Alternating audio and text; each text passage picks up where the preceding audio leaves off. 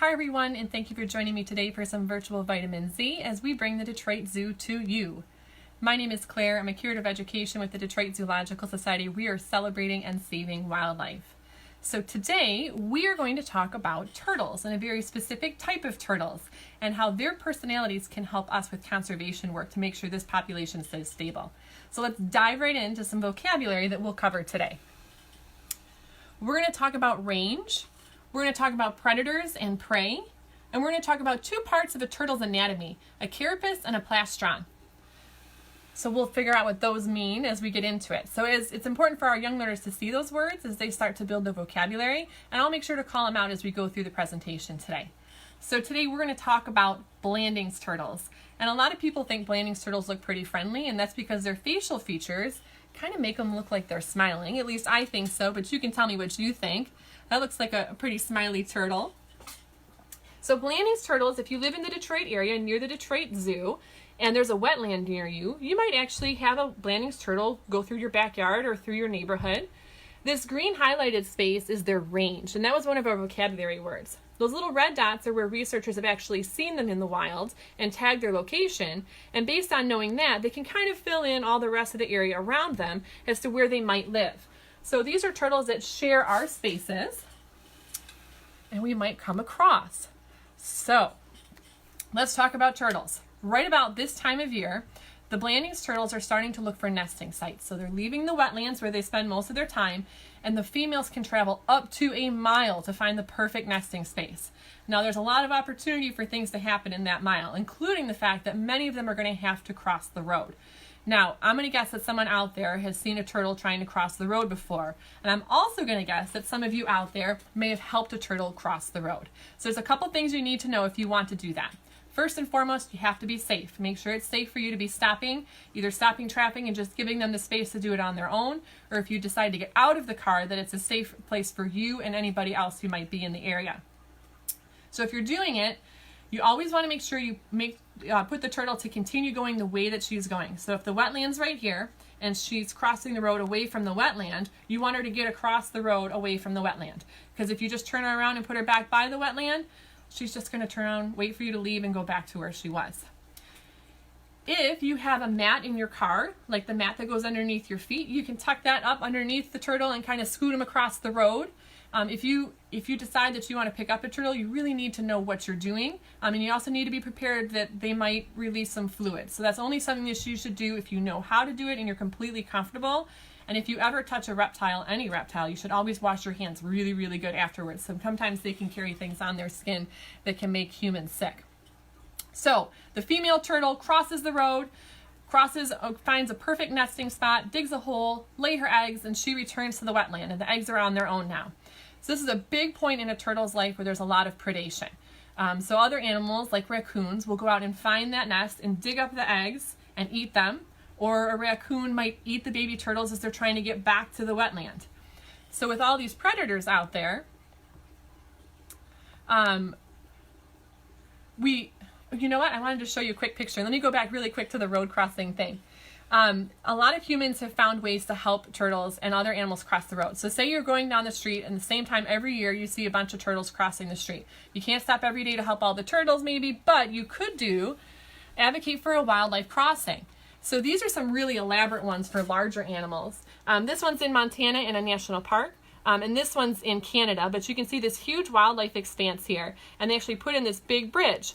So you don't have to do something as big and elaborate as that. And I'm not going to go too much into wildlife crossings because my colleague Stephen is going to talk about them more next week. But this is one that he shared with me actually. This is a turtle crossing, and it's as simple as a little culvert that goes underneath this busy road in Wisconsin, and the turtles know that they can go through there and cross to the other side away from the wetland and get to some nesting ground. So that's a really neat way that people can advocate to help those turtles.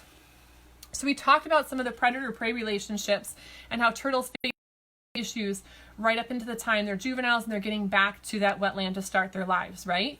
So this is something that the Detroit Zoological Society is helping with Blandings turtles. In some of that big range, that big green area that you saw at the beginning, some of the Blandings turtles populations aren't as stable, meaning not as many young need to grow up or growing up to keep that population at a level number.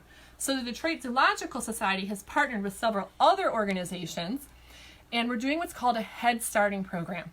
So we have experts who go out into the field, and they can tell if a female has or has not laid her eggs yet as she's going out to find her nesting site.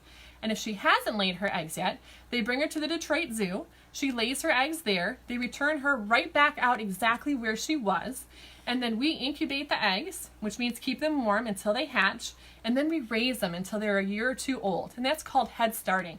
Because so many animals eat baby turtles and turtle eggs, it gives them a head start at life, which is pretty neat.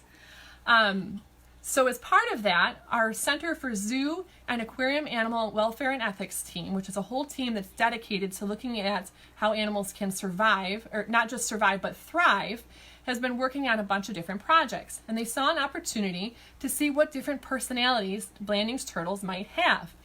And you might be wondering, well, what does a turtle personality test look like? And I can tell you it's better than the ones you find online where you pick your favorite color and your favorite number and it tells you something about you. This was a little bit more scientific. So what they did is they spent a lot of time watching the turtles in their habitats, and they started to look for individual personality traits that they demonstrated. So one of the things they did is they put a mirror into the habitat, and then the turtles, while they're very smart, don't recognize their own reflection in the mirror. So they might come up to the mirror and they might exhibit different personality traits like aggression, like, hey, what is this new turtle doing in my habitat space? I'm not sure if I'm okay with that. Or maybe they're more exploratory. Hey, there's somebody new here. I should get to know them. Or maybe they're more shy. There's someone new here. So by tracking all those different personalities by individual, when we tagged them before they were released to go back out into the wild, we could tell where the best place to release them was, back in their native habitat. We could understand what their chance of surviving was going to be, just based on those personality tests that we were able to do with the turtles, which is a pretty neat tool to have and a pretty great opportunity when we were already helping them head start and get a head start at life. So I have a really short video clip of one of the releases when we were taking the turtles back out to their habitat in Michigan. And regardless of what type of personality he had, we found that all of the turtles really preferred this type of habitat. So these are cattails in the middle of a wetland. You can see the water's about waist deep because this lady's pulling the canoe in the front here with her waders on. And they're taking these 1 to 2 year old turtles back out into the same place that their mother lived before she laid her eggs and releasing them into the water. So the scientists and researchers tracked these turtles for 2 years. And they found that the turtles who had a little bit more aggression moved further away from where they were released in the first year. But by the second year, the turtles that spent more time exploring their habitat and more of an exploratory personality moved even further out, which was really neat to continue tracking that. And if you're interested in learning more about that, we have 2 great blogs on the DetroitZoo.org webpage. If you scroll down to the bottom right, you can check out our blogs down there. And if you check out the Seesaw website on our webpage, they have more information about this study too. So I checked in with our animal care team about the Blandings turtles that are living in our care, and I have some pictures from just yesterday.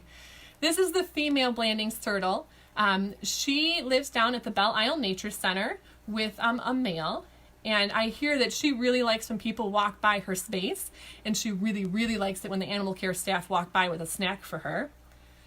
This is the male. He really likes to bask in the warmth, so in the sun, and he really likes morning naps.